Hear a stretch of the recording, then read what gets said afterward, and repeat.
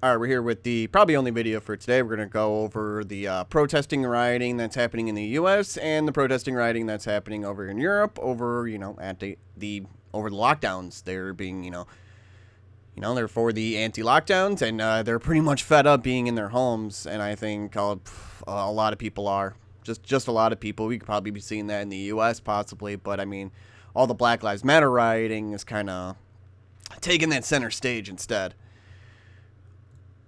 But first we've got, some cops, definitely need to be criticized here harshly because they seem to be very, very much in the wrong, and they tried to make it seem like they're not at fault, but there actually ended up being video of the incident. And I guess let's read on. You got cops said a child was lost in Philly's riot. Video shows they actually took him from his mom's car.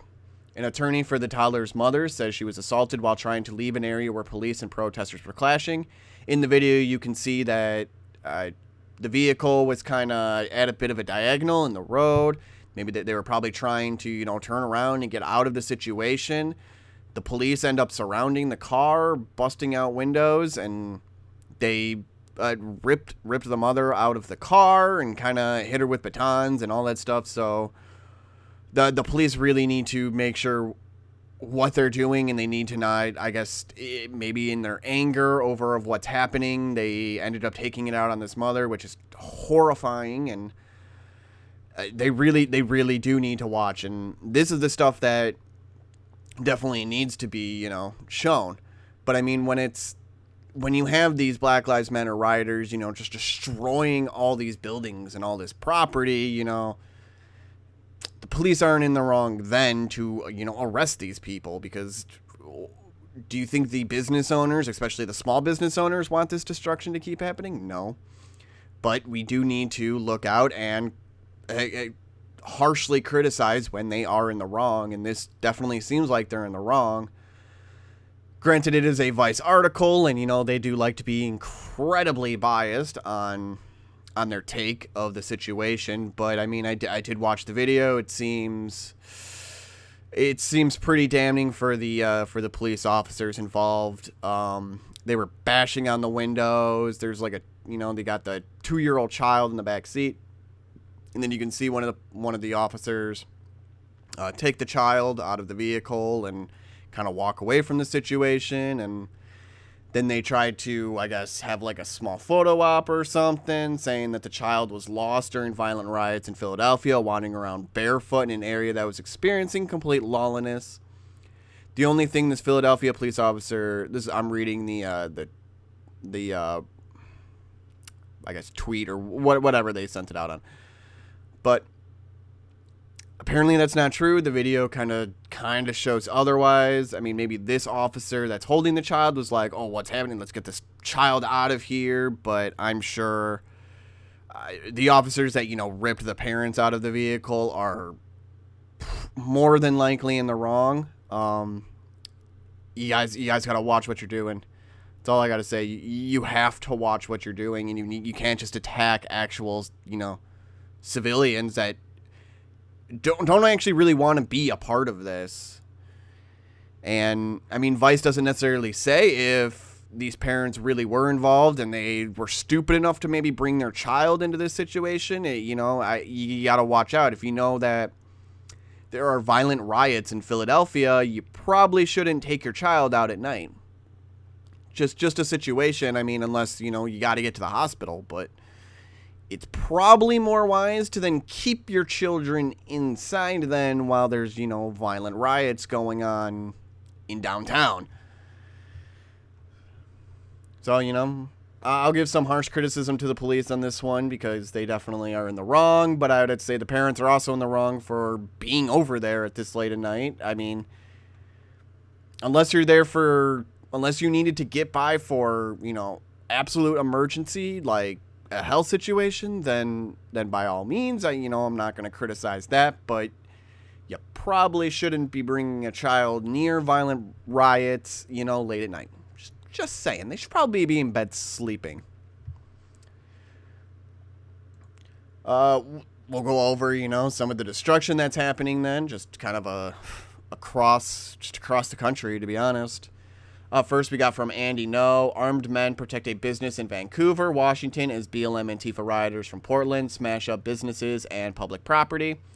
So they're destroying all these small businesses, and now these small businesses have to try to get people to help defend them. And, there's actually at least people willing to help the average citizen out. So that's some good, but you kind of fear that it could become violent between, I guess, normal citizens and these black Antifa / Black Lives Matter rioters.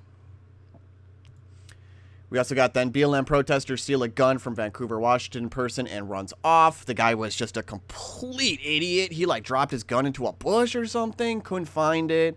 He's looking around. There's a whole crowd around him. He's like, "Can anyone see my gun? I need my gun, guys." And then this one guy grabs it off the ground. He says, "It's mine now," and starts walking off.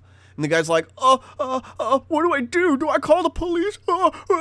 And then other, I guess, people on the side of, the guy that stole the gun decided to push the one dude, away and be like, get in his way and, try to not get his gun back. But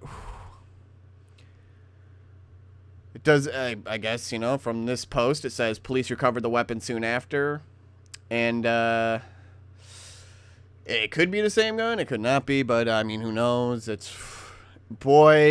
This dude was just a complete idiot. Maybe he'll learn to maybe not go over there at all, or just try to, stay home and defend yourself there. We got from here Kitty Shackleford just a thread of just tweets all over the place here, just of everything that's kind of been happening. This is in Vancouver still. You can see that there's some people, protesting.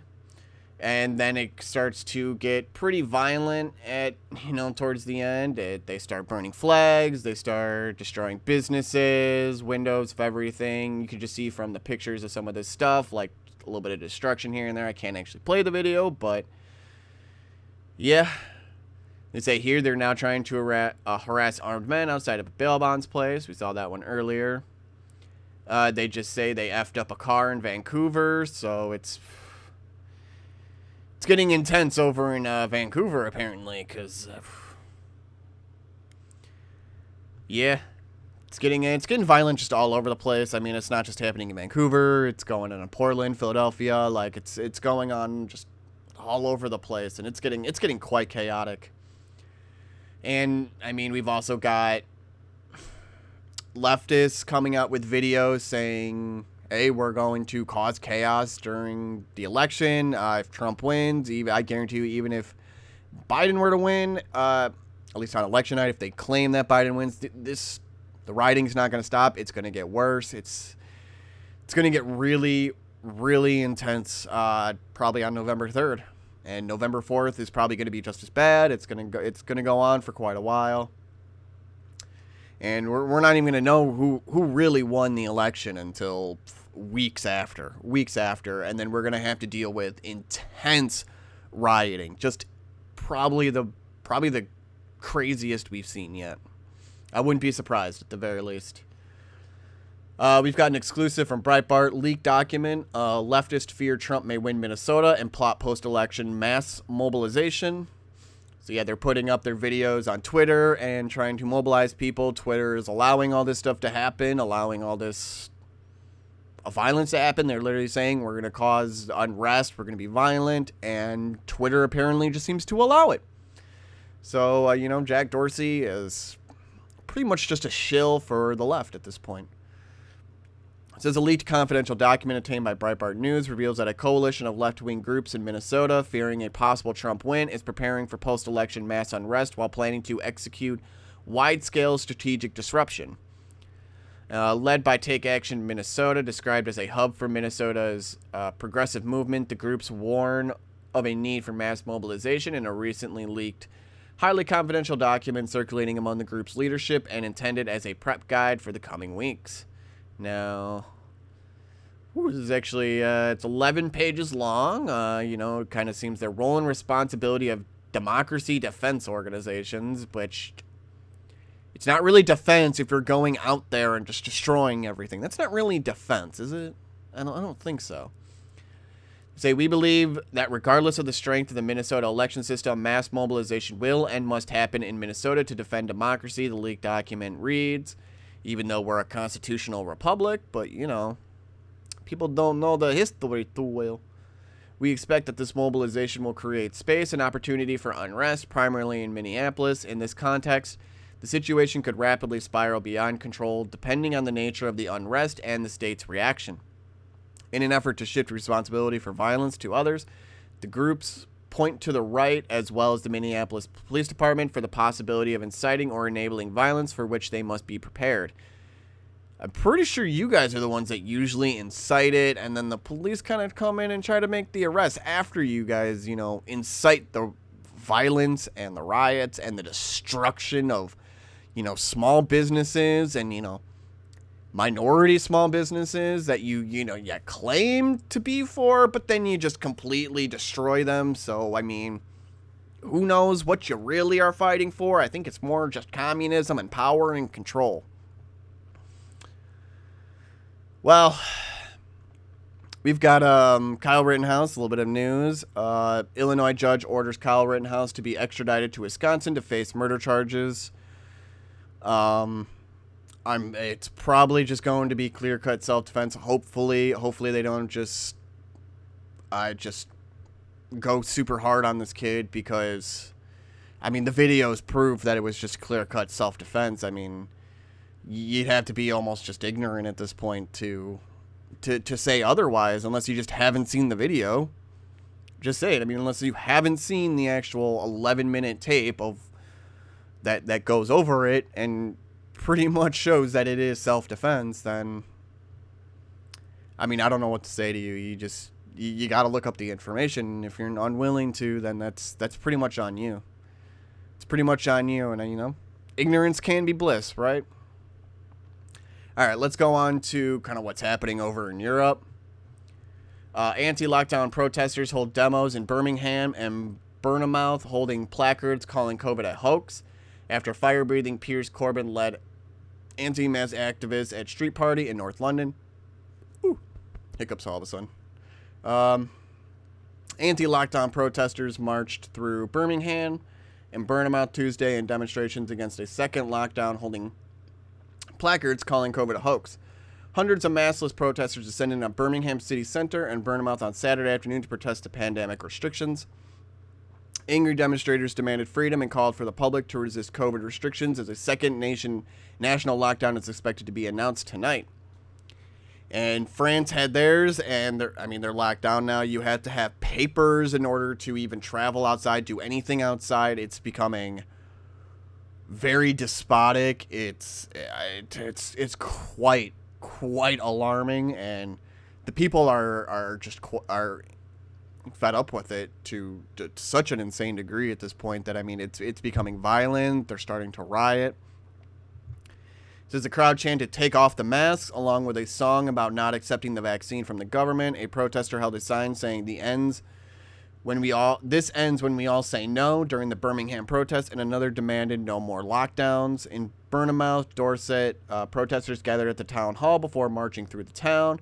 Demonstrators marched with signs saying "Who admits it's a lie" and "Masks reduce your immune system." The UK has seen a small but persistent protest movement decrying its measures to curb the spread of COVID-19. Small and persistent. From the photos, it starts to be looking, a little bit bigger and bigger as time goes on. And some of these other places are, you can definitely see that there's probably a few hundred people just in this picture. So, you could say that there's probably going throughout and down the street. I don't think these actually got necessarily violent. It's more of, I believe, what's happening in, Italy and stuff like that. But we'll get into it. It says Brits plot their escape to the countryside. Fears mass exodus from Paris will be repeated in London as Boris prepares to announce second lockdown. Britons are plotted to head away from cities to rural areas during a second UK lockdown days after Paris saw huge traffic jams as people left the city. The Mail revealed last night that Boris Johnson is expected to announce a second nationwide lockdown next week. Social media users reacted quickly to say they would flee London and other cities for the countryside before the new restrictions are put in place. Piers Corbyn and a small number of anti-lockdown protesters were also on the streets of London last night. It comes as the roads out of Paris were jammed on Thursday after France's second lockdown was ordered yesterday. And boy, is it looking bad, and over in Paris. I mean, that's quite authoritative, and I don't think they're going to be too happy, especially they have to have papers now to walk around.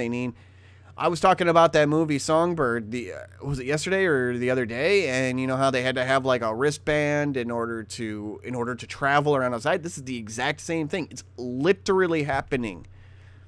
Like that movie, apparently it came out. The trailer literally comes out and just shows exactly what is pretty much happening in other parts of the world. Says we got another weekend of violent anti-lockdown protests in Europe, clashes in Italy and Spain as Belgium becomes the latest to lock down and restrictions tighten across continent. Anti-lockdown protests spread to Italy on Friday as protesters clashed with police after hundreds attended an unauthorized demonstration in Florence, while hundreds more gathered in... I'm just going to call it Bologna, just because I want to. At the same time, a similar event in Barcelona also descended into violence, with demonstrators throwing bricks at police and setting bins on alight. The protests came as Spain, Italy, and several other European countries introduced new measures to curb the spread of coronavirus amid a rising second wave of infections. I love that how the U.S. was claiming, oh yeah, we need to, Europe has set a great example on how to curb the coronavirus, and then they go into all these crazy authoritarian lockdowns again during the winter. And I thought you guys were headed under control, so why would you need to go under these lockdowns? I think the people are getting wise to you now at this point and are fed up.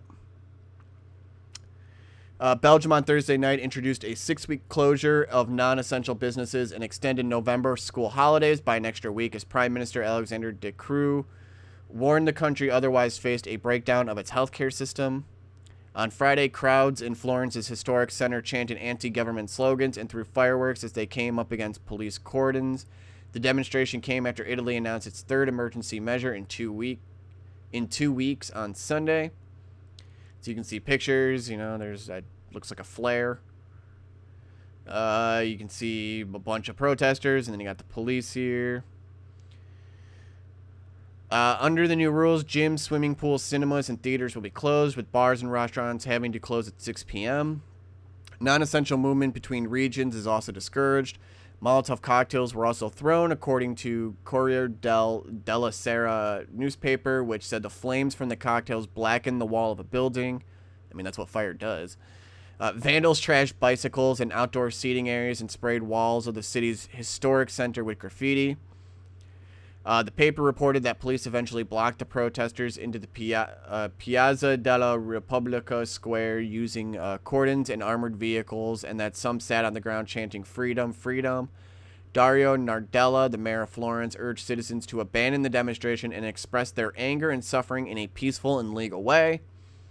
I mean, and then when they try to do it in a peaceful and legal way, you crap on them for the anti-lockdown stuff. It's like they did try to be peaceful at one point. Okay, they were, and you decided to become more authoritative. You want to be some form of like a dictator or something, and you want people to just fear for this virus like it's just like the craziest and most deadly thing on the planet, even though the survivability rate is like 0.01 or sorry, the mortality rate is like 0.01%. Like you have a 99.98% chance of pretty much living, or if you're above like 50, you have like a 99.6% chance, and even if you're over 70, it's like a 94% chance. Yeah, I mean, even if it was a 94% chance, I'll take that. It sounds good. I mean, 94%. Yeah, I take that. So why are we in these lockdowns? Why are we doing all this? Well, because they want power, they want control, they want us to fear for ourselves, so that way we have to be dependent on them, be dependent on the government.